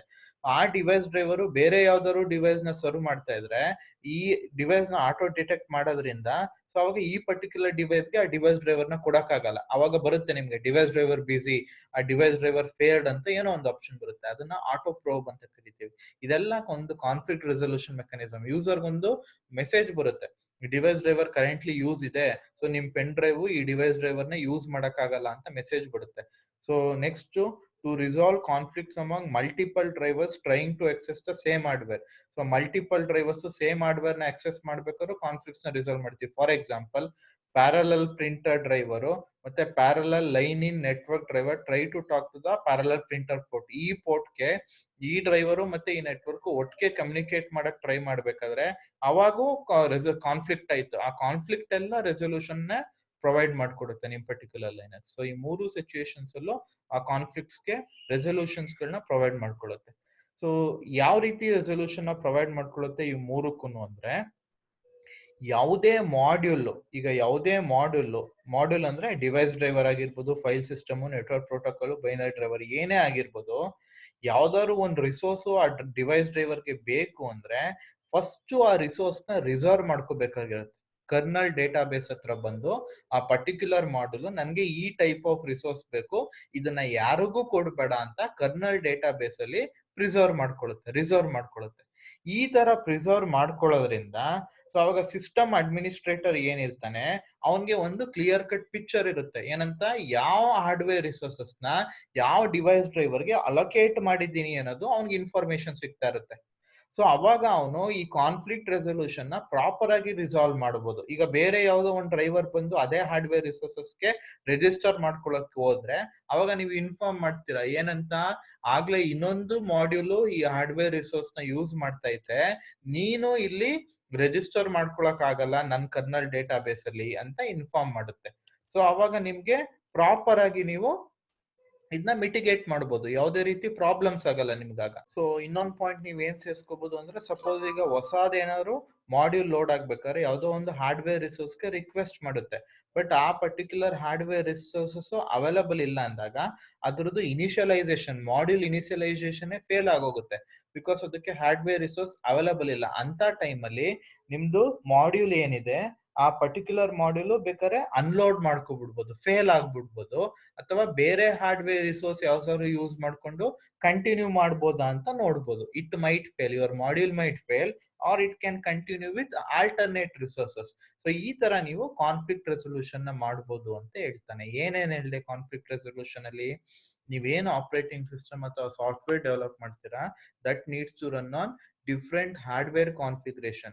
So since you are running the operating system on different hardware configuration, you should develop your operating system in such a way so it resolves all your conflicts. Ella conflicts especially hardware related conflicts ಎಲ್ಲ resolve ಮಾಡೋ ರೀತಿ ನಿಮ್ಮ operating system develop ಮಾಡಿರಬೇಕು. So ಅದಕ್ಕೆ ನಿಮ್ಮ operating system ಈ conflict resolution mechanism ನ provide ಮಾಡುತ್ತೆ. ಅದು ಯಾವ ರೀತಿ ವರ್ಕ್ ಆಗುತ್ತೆ ಅಂದ್ರೆ, ಮಾಡ್ಯೂಲ್ಸ್ ಹಾರ್ಡ್ವೇರ್ ರಿಸೋರ್ಸಸ್ಗೋಸ್ಕರ ಕ್ಲಾಶ್ ಆಗದೆ ಇರೋ ತರ ನೋಡ್ಕೊಳ್ಳುತ್ತೆ. ಜೊತೆಗೆ ಯಾವ್ದಾದ್ರು ಒಂದು ಹೊಸ ಡಿವೈಸ್ ನ ನಾನು ಇನ್ಸ್ಟಾಲ್ ಮಾಡಿದಾಗ ಅದಕ್ಕೆ ಡಿವೈಸ್ ಡ್ರೈವರು ಅವೈಲಬಲ್ ಇದೆಯಾ ಅಥವಾ ಬೇರೆ ಡಿವೈಸ್ ಯೂಸ್ ಮಾಡ್ತಾ ಇದೆಯಾ ಅಂತ ಆಟೋ ಪ್ರೋಬ್ ಮಾಡ್ತೀನಿ, ಚೆಕ್ ಮಾಡ್ತೀನಿ. ಸೊ ಮಲ್ಟಿಪಲ್ ಡ್ರೈವರ್ಸ್ಗಳು ಒಂದೇ ಹಾರ್ಡ್ವೇರ್ ನ ಆಕ್ಸೆಸ್ ಮಾಡ್ಬೇಕಾದ್ರೆ ಸೊ ಅದನ್ನ ಅವಾಯ್ಡ್ ಮಾಡ್ತೀನಿ. ಸೊ ಅವಾಗ ಈ ತರ ಕಾನ್ಫ್ಲಿಕ್ಟ್ ಗಳಾಗಲ್ಲ. ಸೊ ಅದಕ್ಕೆ ಬೆಸ್ಟ್ ಸೊಲ್ಯೂಷನ್ ಏನು ಅಂದ್ರೆ, ಯಾವುದೇ ಒಂದು ಪರ್ಟಿಕ್ಯುಲರ್ ಮಾಡಲ್ ಲೋಡ್ ಆಗೋಕ್ಕಿಂತ ಮುಂಚೆ ನನ್ಗೆ ಈ ಟೈಪ್ ಆಫ್ ಹಾರ್ಡ್ವೇರ್ ರಿಸೋರ್ಸ್ ಬೇಕು ಅಂತ ಕರ್ನಲ್ ಡೇಟಾ ಬೇಸ್ ಹತ್ರ ಹೋಗಿ ರಿಜಿಸ್ಟರ್ ಮಾಡ್ಕೊಬಿಡ್ತೇವೆ. ಅವಾಗ ನೆಕ್ಸ್ಟ್ ಯಾವ್ದಾದ್ರು ಡಿವೈಸ್ ಅದೇ ಹಾರ್ಡ್ವೇರ್ ರಿಸೋರ್ಸ್ಗೋಸ್ಕರ ಕೇಳಿದ್ರೆ ಅದು ಹಾರ್ಡ್ವೇರ್ ರಿಸೋರ್ಸ್ ಆಗ್ಲೇ ಅಲೋಕೇಟ್ ಆಗಿದೆ ಅಂತ ಹೇಳುತ್ತೆ. ಅವಾಗ ಆ ಮಾಡ್ಯೂಲ್ ಬೇಕಾದ್ರೆ ಫೇಲ್ ಆಗ್ಬೋದು, ಇಲ್ಲ ಅಂದ್ರೆ ಆಲ್ಟರ್ನೇಟ್ ಹಾರ್ಡ್ವೇರ್ ರಿಸೋರ್ಸಸ್ ಇದ್ರೆ ಕೊಡಿ ಅಂತ ಆಲ್ಟರ್ನೇಟ್ ಹಾರ್ಡ್ವೇರ್ ರಿಸೋರ್ಸಸ್ ಇಸ್ಕೊಂಡು ಲೋಡ್ ಆಗಿ ವರ್ಕ್ ಮಾಡ್ಬೋದು. So these are the three main support or components provided by Linux for your module to get loaded. So module management, driver registration, conflict resolution mechanism. So this completes the topic kernel module. This is also important from exam point of view. So the last topic, which is also very important, is access matrix. So this access matrix topic ಏನಿದೆ, it is very much related to protection. So ನೀವು ಯಾವ ರೀತಿ protection provide ಮಾಡ್ತೀರಾ, ಈಗ different resources ಏನಿದೆ ಈ ರಿಸೋರ್ಸಸ್ಗಳನ್ನ, ಈಗ ಫೈಲ್ಸ್ಗಳಿದೆಲ್ಲ F1 F2 F3 ಎಲ್ಲ ಫೈಲ್ಸ್, ಇದು ಪ್ರಿಂಟರ್, ಇದು ಒಂದು ರಿಸೋರ್ಸ್. ಎಲ್ಲಾ ರಿಸೋರ್ಸಸ್ಗಳನ್ನು ಎಲ್ಲಾ ಆಬ್ಜೆಕ್ಟ್ ಅಥವಾ ಡೊಮೈನ್, ಇದನ್ನ ಡೊಮೈನ್ ಅಂತ ಕರೀತಾರೆ. ಸೊ ಇದೆಲ್ಲ ಡೊಮೈನು, ಇದೆಲ್ಲ ರಿಸೋರ್ಸ್, ಫೈಲ್ಸ್, ಪ್ರಿಂಟರ್. ಈ ಒಂದೊಂದು ಡೊಮೈನ್ ಒಳಗೂ ಸುಮಾರು ಪ್ರೊಸೆಸಸ್ ರನ್ ಆಗ್ತಾ ಇರುತ್ತೆ. ಯಾವ್ಯಾವ ಪ್ರೊಸೆಸ್ಗೆ ಯಾವ್ಯಾವ ಫೈಲ್ದು ಆಕ್ಸೆಸ್ ಇರಬೇಕು ಅನ್ನೋದನ್ನ ಪ್ರೊಟೆಕ್ಷನ್ ಅಂತ ಕರೀತಾರೆ. ಆ ಆಕ್ಸೆಸ್ ನ ಪ್ರೊವೈಡ್ ಮಾಡಬೇಕು. ಯಾವ್ಯಾವ ಪ್ರೋಸೆಸ್ ಯಾವ್ಯಾವ ಡೊಮೈನ್ ಅಲ್ಲಿ ಇರುವಂತ ಯಾವ್ಯಾವ ಪ್ರೋಸೆಸ್ ಯಾವ್ಯಾವ ಫೈಲ್ಸ್ ಗಳಿಗೆ ಅಥವಾ ಯಾವ್ಯಾವ ರಿಸೋರ್ಸ್ ಗಳಿಗೆ ಆಕ್ಸೆಸ್ ಇರಬೇಕು ಅಂತ ಡಿಸೈಡ್ ಮಾಡೋದನ್ನ ಪ್ರೊಟೆಕ್ಷನ್ ಅಂತ ಕರೀತಾರೆ. ಆ ಪ್ರೊಟೆಕ್ಷನ್ ಅನ್ನೋ ಟಾಪಿಕ್ ನ ಇಂಪ್ಲಿಮೆಂಟ್ ಮಾಡಕ್ಕೆ ನಾವು ಆಕ್ಸೆಸ್ ಮ್ಯಾಟ್ರಿಕ್ಸ್ ಅಂತ ಒಂದು ಕಾನ್ಸೆಪ್ಟ್ ನ ಯೂಸ್ ಮಾಡ್ತೀವಿ. ಈ ಆಕ್ಸೆಸ್ ಮ್ಯಾಟ್ರಿಕ್ಸ್ ಹೆಂಗ್ ವರ್ಕ್ ಆಗುತ್ತೆ ಅಂತ ಇವಾಗ ಇನ್ ಡೀಟೇಲ್ ಅಬ್ಸರ್ವ್ ಮಾಡ್ಕೊಂಡು ಹೋಗೋಣ. Okay, so model of protection can be viewed abstractly as a matrix called an access matrix. ಏನ್ ಪ್ರೊಟೆಕ್ಷನ್ ಪ್ರೊವೈಡ್ ಮಾಡಬೇಕು, ಇಟ್ ಮೀನ್ಸ್ ಯಾವ ಪ್ರೊಸೆಸಸ್ಗಳು ಯಾವ ಫೈಲ್ಸ್ ನ ಆಕ್ಸೆಸ್ ಮಾಡಬೇಕು ಅಂತ ಡಿಸೈಡ್ ಮಾಡಕ್ಕೆ ಒಂದು ಮ್ಯಾಟ್ರಿಕ್ಸ್ ಮುಖಾಂತರ ಅದನ್ನ ಇಂಪ್ಲಿಮೆಂಟ್ ಮಾಡ್ಕೋತೀವಿ. ಅದನ್ನ ಆಕ್ಸೆಸ್ ಮ್ಯಾಟ್ರಿಕ್ಸ್ ಅಂತ ಕರಿತೀವಿ. The rose of the access matrix ಏನಿದೆ ಇದನ್ನ ಡೊಮೈನ್ಸ್ ಅಂತ ಕರೀತಾರೆ. So domain 1, domain 2, domain 3, domain 4. ಈ ಒಂದೊಂದು ಡೊಮೈನ್ ಒಳಗೆ ಕೆಲವು ಪ್ರೋಸೆಸ್ಗಳಿರುತ್ತೆ. ಡೊಮೈನ್ ಒಳಗೆ ಒಂದು ಸೆಟ್ ಆಫ್ ಪ್ರೋಸೆಸ್, ಡೊಮೈನ್ 2 ಒಳಗೆ ಒಂದು ಸೆಟ್ ಆಫ್ ಪ್ರೋಸೆಸ್, ಅದೇ ರೀತಿ ಡೊಮೈನ್ 3 ಒಳಗೆ ಒಂದು ಸೆಟ್ ಆಫ್ ಪ್ರೋಸೆಸಸ್, ಡೊಮೈನ್ 4 ಒಳಗೆ ಒಂದು ಸೆಟ್ ಆಫ್ ಪ್ರೋಸೆಸಸ್ಗಳು ಆ ತರ ಇರುತ್ತೆ. And the columns represents objects. So ಇದು ಫೈಲ್ಸ್ಗಳೇನಿದೆ F1, F2, F3 ಪ್ರಿಂಟರ್, ಇದನ್ನೆಲ್ಲ ಆಬ್ಜೆಕ್ಟ್ಸ್ ಅಂತ ಕರೀತಾರೆ. Each entry in the matrix, ಈ ಪ್ರತಿಯೊಂದು ಎಂಟ್ರಿ ಇದೆಯಲ್ಲ matrix, consist of set of access right. ಇದನ್ನ ಆಕ್ಸೆಸ್ ರೈಟ್ ಅಂತ ಕರೀತಾರೆ. So that means all the processes in domain 1 have a read access right for file 1 and also read access right for file F3. So all processes in domain D3 have read access for F2 and execute access for F3.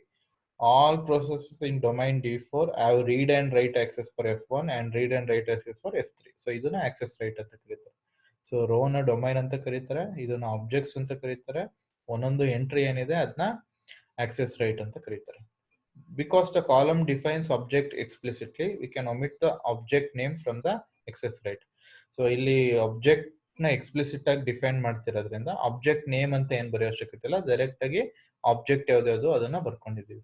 The entry access I, J, ಇದು entry, ಇದು I, J defines the set of operation that a process executing. That A process, ಯಾವ process ಈ particular domain ಅಲ್ಲಿ execute ಆಗ್ತಾ ಇದೆ, ಅದು ಯಾವ object ನ ಇನ್ವೋಕ್ ಮಾಡಬಹುದು ಅನ್ನೋದು ಈ ಪರ್ಟಿಕ್ಯುಲರ್ ಎಂಟ್ರಿ ಏನಿದೆ ಅದು ನಿಮ್ಗೆ ಇಂಡಿಕೇಟ್ ಮಾಡುತ್ತೆ. ಸೊ ಇದನ್ನ ಈಗ ಎಕ್ಸಾಂಪಲ್ ಮುಖಾಂತರ ಹೇಳಿದ್ದಾನೆ. ನಾನು ಏನ್ ಎಕ್ಸಾಂಪಲ್ ತೋರಿಸ್ತೆ ಅದನ್ನ ಹೇಳ್ತಾನೆ. To illustrate this concepts we consider the access matrix shown below. ಈ ಆಕ್ಸೆಸ್ ಮ್ಯಾಟ್ರಿಕ್ಸ್ ತೋರಿಸ್ತಾನೆ. There are 4 domains, correct? D1, D2, D3, D4, 3 files F1, F2, F3 and 1 laser printer. A process executing in domain D1 can read files in F1 and F3. A process executing in domain D4 has the same privileges as one in domain D1, but it also has write operations. But in addition, it can also write onto files F1 and F3. Note that the laser printer can be accessed only by the processes which are present in domain D2. Laser printer ನ domain D2 ಅಲ್ಲಿರುವಂತ processor ಮಾತ್ರ access ಮಾಡಬಹುದು ಅನ್ನೋದನ್ನ access matrix ಅಲ್ಲಿ ತೋರಿಸಿದೀವಿ. So using this access matrix scheme ಏನಿದೆ, you can mention different number of policies. ನನಗೆ ಯಾವ ಪ್ರೊಟೆಕ್ಷನ್ ಪಾಲಿಸೀಸ್ಗಳೇನಿದೆ, ಯಾವ ಪ್ರೊಸೆಸಸ್ಗಳು ಯಾವ ಫೈಲ್ಸ್ಗಳನ್ನ ಅಥವಾ ಯಾವ ರಿಸೋರ್ಸಸ್ಗಳನ್ನ ಆಕ್ಸೆಸ್ ಮಾಡಬೇಕು ಅಂತ ಇರುತ್ತೆ, ಆ ಪಾಲಿಸೀಸ್ಗಳೆಲ್ಲಾನು ನಾನು ಮೆನ್ಷನ್ ಮಾಡ್ಕೋಬಹುದು ಅಂತ ಹೇಳ್ತಾನೆ. ಸೊ ಈ ಮೆಕ್ಯಾನಿಸಮ್ ಏನಿದೆ, ಈ ಮೆಕ್ಯಾನಿಸಮ್ ಇಂದ it consists of implementing the access matrix. Access matrix implement ಮಾಡ್ತಾರೆ, ensuring the cementing process.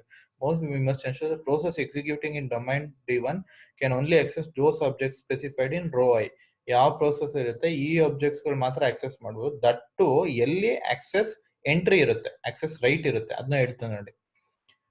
Row I, and then only as allowed by the access matrix entry. Only if the access matrix entry ಏನ್ ಬರ್ದಿರುತ್ತೆ ಅಷ್ಟು ಮಾತ್ರ domain D1 ಅಲ್ಲಿರೋ ಪ್ರೋಸೆಸ್ಗೆ access ಇರುತ್ತೆ ಅಂತ ಹೇಳ್ತಾನೆ. ಈ access matrix ಏನಿದೆ ಅದನ್ನ ಪಾಲಿಸಿ ಡಿಸಿಷನ್ಸ್ ಇಂಪ್ಲಿಮೆಂಟ್ ಮಾಡಕ್ಕೆ ಯೂಸ್ ಮಾಡ್ಕೋಬಹುದು, particularly concerning protection related policy decisions ಎಲ್ಲಾನು you can perform with the help of an access matrix ಅಂತ ಹೇಳ್ತಾನೆ. With the help of access matrix ನೀವು ಆ ಥರ ಎಲ್ಲ ಮಾಡ್ಬೋದು. ಸೊ ಈ ಆಕ್ಸೆಸ್ ಮ್ಯಾಟ್ರಿಕ್ಸ್ ಒಳಗೆ ಏನೆಲ್ಲ ಎಂಟ್ರೀಸ್ ಬರಬೇಕು, ಆಕ್ಸೆಸ್ ಎಂಟ್ರಿ ಅನ್ನೋದನ್ನ ಯೂಸರ್ ಡಿಸೈಡ್ ಮಾಡ್ತಾನೆ. User normally decides the contents of access matrix entry. When an user creates a new object OI, the column OJ is added to with the appropriate initial indicator. The user may decide to enter some rights. For example, read or write or execute. ಯಾವ right up ಬೇಕೋ ಆ right ನ user corresponding ಆಗಿ enter ಮಾಡ್ಕೋತಾನೆ ಅನ್ನೋದನ್ನ explain ಮಾಡ್ತಾ ಇದ್ದಾರೆ. ಜೊತೆಗೆ ನಿಮ್ಮ ಆಕ್ಸೆಸ್ ಮ್ಯಾಟ್ರಿಕ್ಸ್ ಏನಿದೆ, it provides a appropriate mechanism for defining and implementing strict control for static and in between process and domains. Correct ತಾನೆ? So that means static ಅಂದ್ರೆ ಫಿಕ್ಸ್ ಇದು.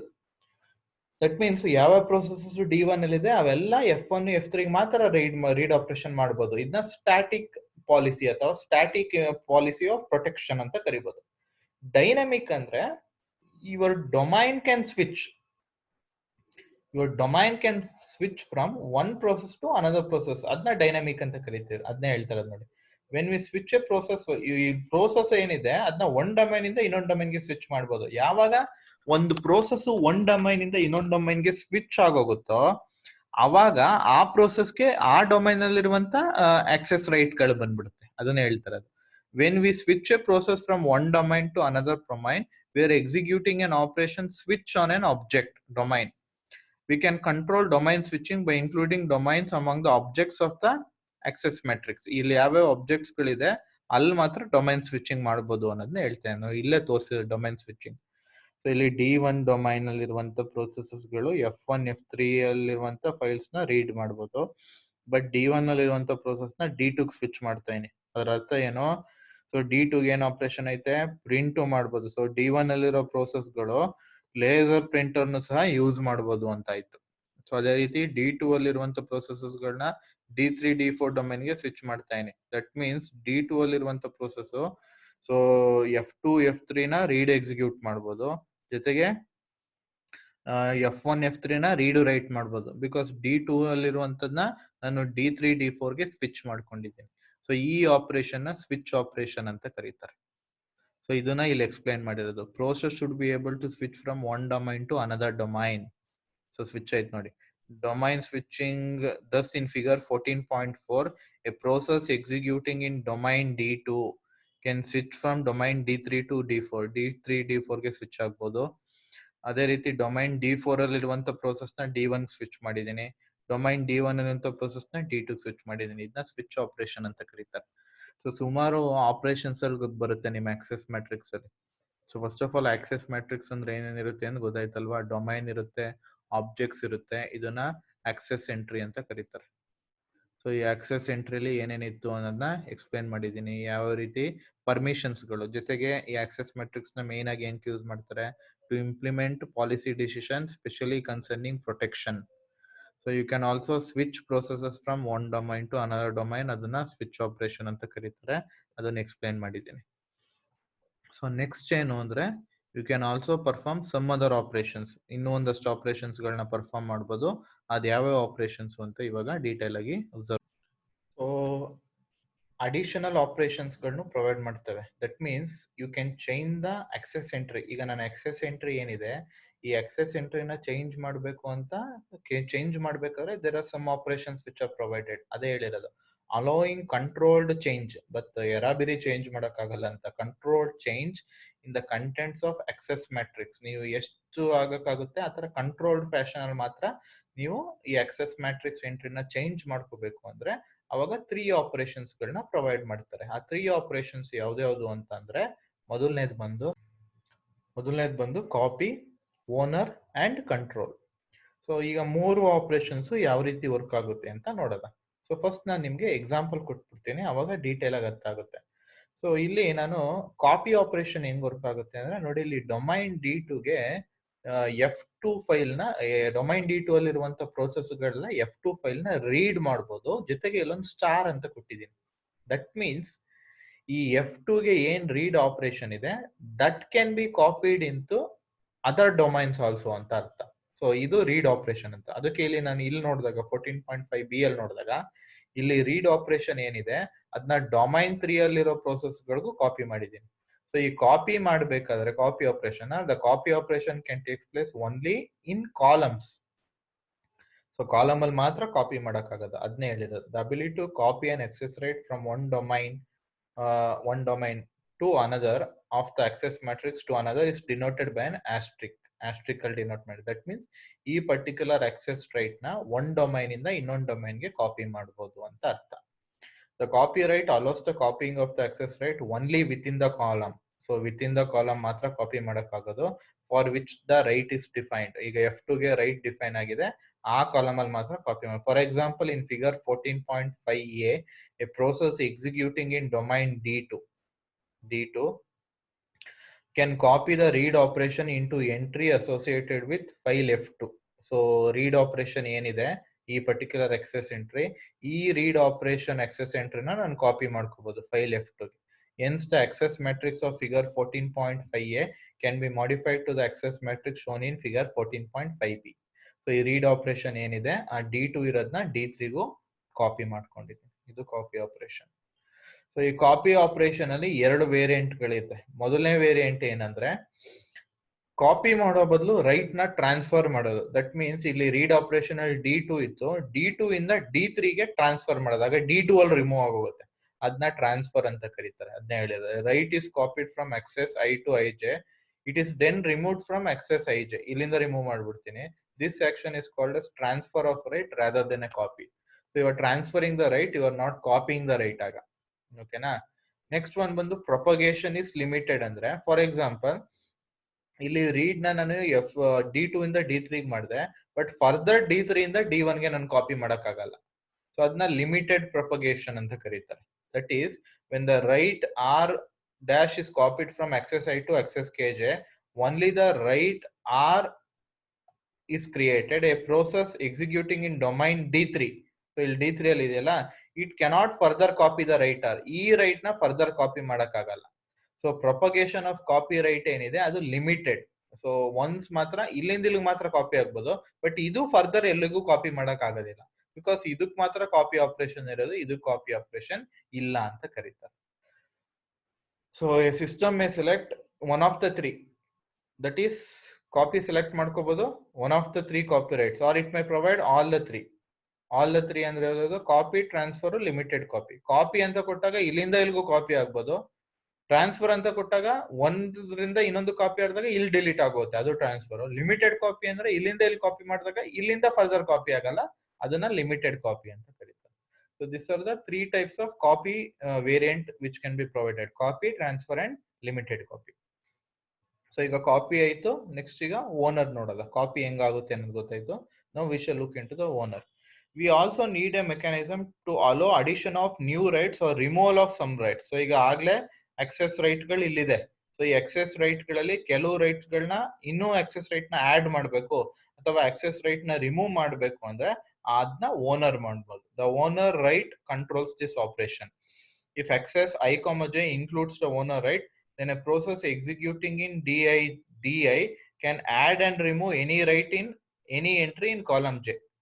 ಸೊ ಯಾವ್ದಾದ್ರು ಎಂಟ್ರಿಗಳನ್ನ ಆ ಪರ್ಟಿಕ್ಯುಲರ್ ಕಾಲಮ್ ಅಲ್ಲಿ, ಫಾರ್ ಎಕ್ಸಾಂಪಲ್ ಇಲ್ಲಿ ಏನಾದ್ರು ಎಂಟ್ರಿನ add ಅಥವಾ remove ಮಾಡಬಹುದು. ಎಕ್ಸಾಂಪಲ್ ಮುಖಾಂತರ ನೋಡೋದು ನೀಟಾಗಿ ಗೊತ್ತಾಗುತ್ತೆ. For example in figure 14.6 domain D1 is the owner of F1. ನೋಡಿ ಓನರ್ ಅಂತ ಬರ್ದಿದ್ದಾರೆ ಅಲ್ಲಿ.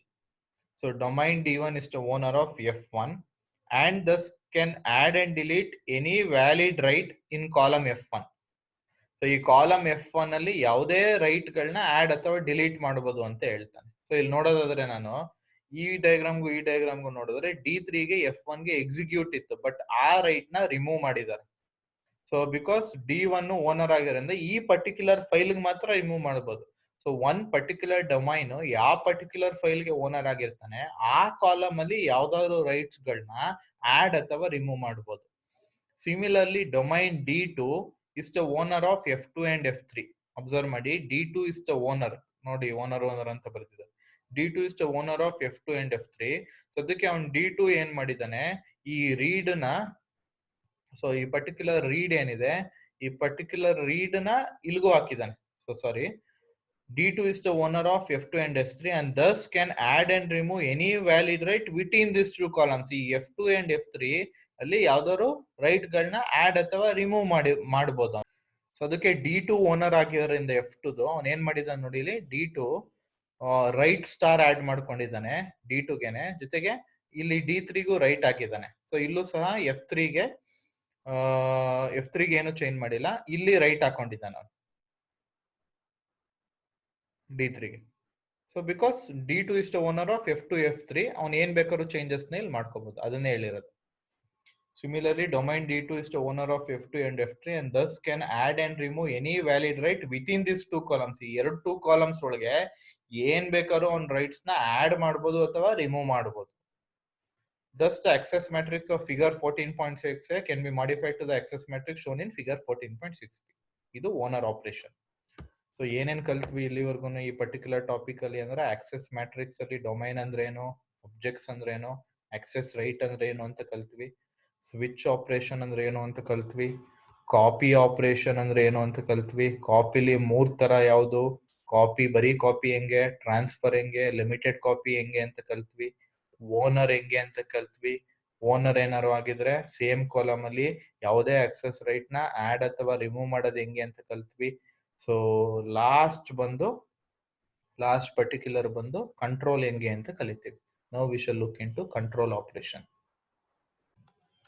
ಸೊ ಹಿಯರ್ ನಿಮ್ದು ಏನ್ ಕಾಪಿ ಮತ್ತೆ ಓನರ್ ರೈಟ್ಸ್ ಆಪರೇಷನ್ ಇದೆ, they are only changing the entries in a column as you had seen here. So ಇಲ್ಲಿ column entries ಮಾತ್ರ ಚೇಂಜ್ ಆಗ್ತದೆ. ಕಾಪಿಗೂ ನೋಡಿ ಬರೀ ಕಾಲಮ್ ಎಂಟ್ರೀಸ್ ಮಾತ್ರ ಚೇಂಜ್ ಮಾಡಕ್ಕೆ ಪಾಸಿಬಿಲಿಟಿ ಇರೋದು. ಓನರ್ಗೂ ಸಹ ಅಷ್ಟೇ, ಬರೀ ಕಾಲಮ್ ಎಂಟ್ರೀಸ್ ಮಾತ್ರ ಚೇಂಜ್ ಮಾಡಕ್ಕೆ ಪಾಸಿಬಿಲಿಟೀಸ್ ಇರೋದು.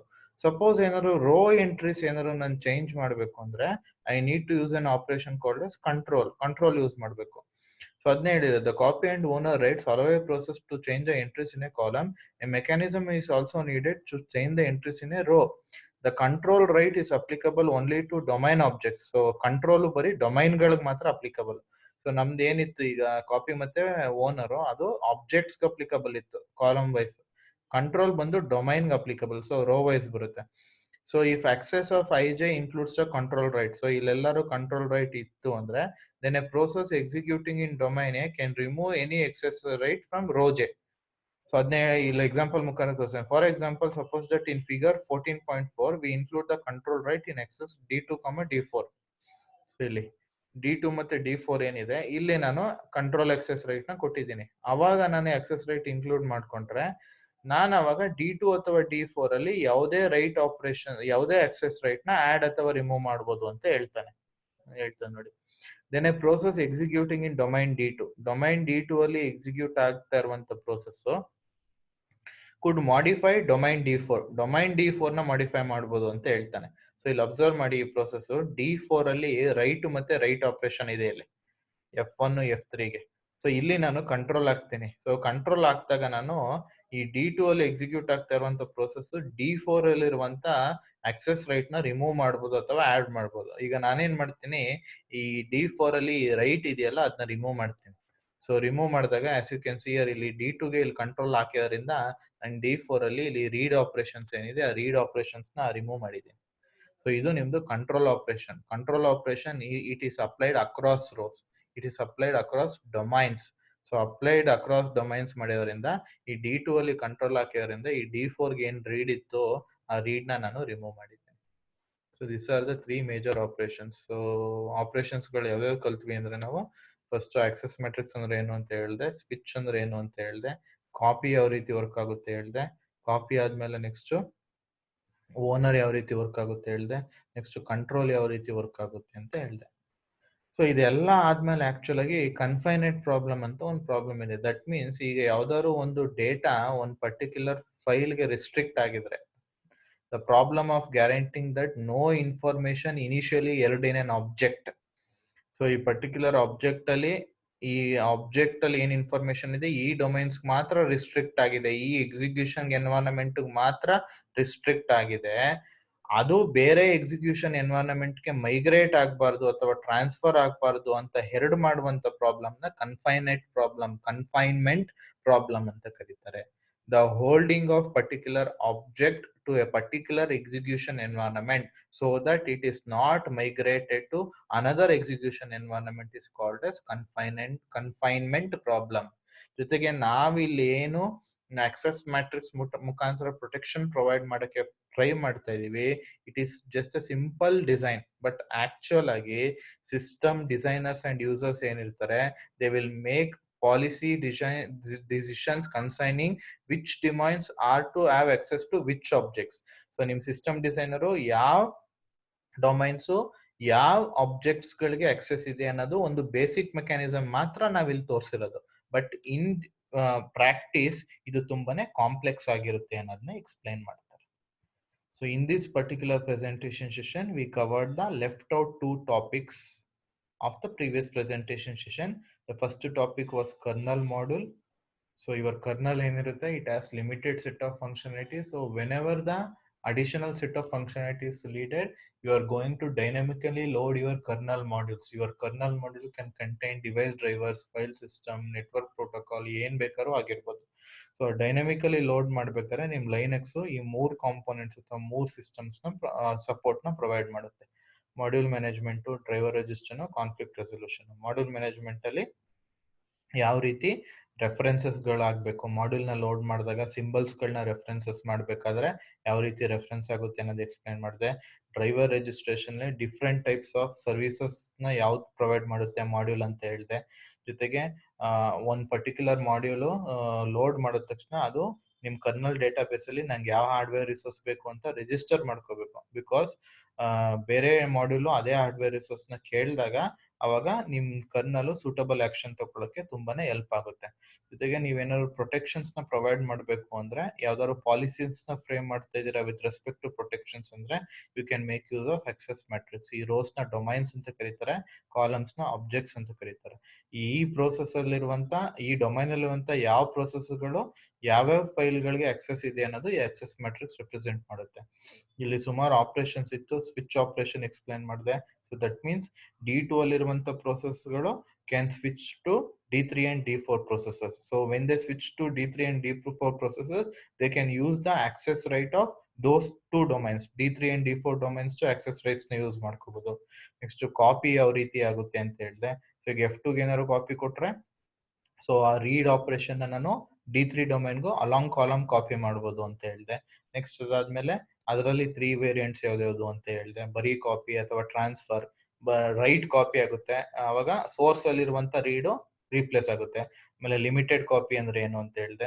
ಒಂದ್ಸಲ ರೀಡ್ ನ ಕಾಪಿ ಮಾಡಿದ್ರೆ ಫರ್ದರ್ ರೀಡ್ ನ ಕಾಪಿ ಮಾಡಕ್ ಆಗಲ್ಲ, ಅದೇ ಹೇಳಿದೆ. ನೆಕ್ಸ್ಟ್ ಆದ್ಮೇಲೆ ಓನರ್ ಯಾವ ರೀತಿ ವರ್ಕ್ ಆಗುತ್ತೆ. That means you can change the access right along the column. So ಇಲ್ಲಿ ರೀಡ್ ಮಾತ್ರ ಇತ್ತು, ಇಲ್ಲಿ ರೈಟ್ ಹಾಕಿದ್ದೀರಾ, ಇಲ್ಲೂ ರೈಟ್ ಹಾಕಿದ್ದೀರಾ, you can see here. So ಇದು ಅಲಾಂಗ್ ಕಾಲಮ್ ಚೇಂಜ್ ಮಾಡಬೇಕು ಅಂದ್ರೆ ಕಾಪಿ ಮತ್ತೆ ಓನರ್. ಬಟ್ ಅಲಾಂಗ್ ರೋ ಏನಾದ್ರು ಡೊಮೈನ್ಸ್ ಏನಾದ್ರು ಚೇಂಜ್ ಮಾಡಬೇಕು ಅಂದ್ರೆ I can make use of an operation called S control. So ಇಲ್ಲಿ ರೀಡ್ ಇತ್ತು ಆಕ್ಚುಲ್ ಆಗಿ ಡೊಮೈನ್ D4 ಅಲ್ಲಿ, ಬಟ್ ಕಂಟ್ರೋಲ್ ಹಾಕಿದ್ರಿಂದ D2 ಮತ್ತೆ D4 ಗೆ. ಸೊ ಇಲ್ಲಿ ರೀಡ್ ಆಪರೇಷನ್ ರಿಮೂವ್ ಮಾಡಿದ್ದೀನಿ. ಸೊ ಇಲ್ಲಿ ಏನ್ ನಾನು ಆಕ್ಸೆಸ್ ಮ್ಯಾಟ್ರಿಕ್ಸ್ ನ ತೋರಿಸಿದ್ದೀನಿ. So it is controlling which processes in which domain can have access to which particular files ಅನ್ನೋದನ್ನ, ಇಲ್ಲಿ ವಿಚ್ ಪರ್ಟಿಕ್ಯುಲರ್ ಹಾರ್ಡ್ವೇರ್ ರಿಸೋರ್ಸಸ್ ಅನ್ನೋದನ್ನ ನಾನು ಆಕ್ಸೆಸ್ ರೈಟ್ ಮುಖಾಂತರ ಕಂಟ್ರೋಲ್ ಮಾಡ್ತೇನೆ. This is just a basic mechanism, but in practice this will be very much complicated.